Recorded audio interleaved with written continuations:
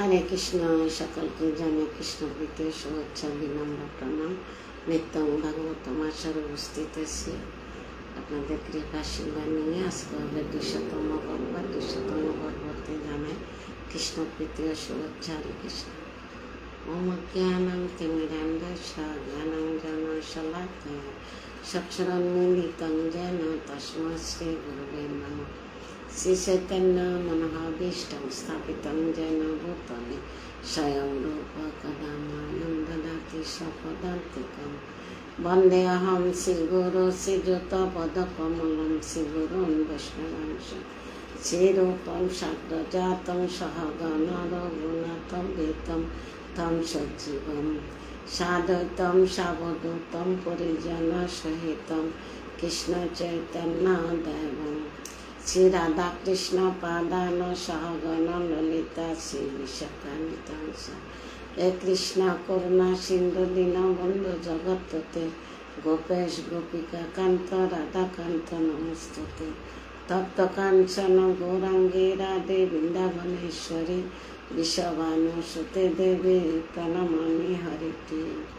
वाञ्छाकल्पतरुभ्यश्च कृपासिन्धुभ्यश्च पतितानां पावनेभ्यो वैष्णवेभ्यो नमो नमः।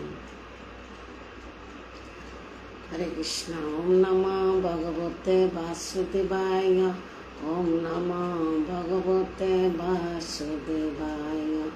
ओम नमः भगवते वासुदेवाय।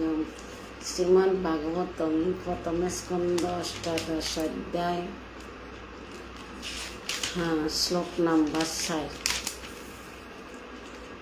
চ্যাপ্টার আছে মহারাজ পরীক্ষিত ব্রাহ্মণ বালকের দ্বারা অভিষিক্ত হয়েছিল। শ্লোক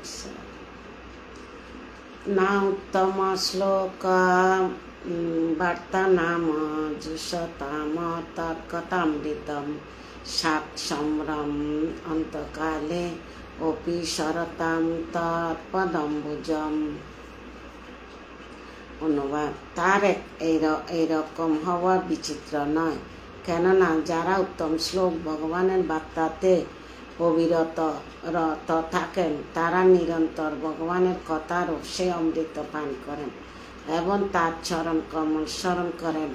জীবনের অন্তিম সময়ে তাদের বুদ্ধি বিভ্রান্ত হয় না। কৃষ্ণ ব্রহ্মণ। হরে কৃষ্ণ।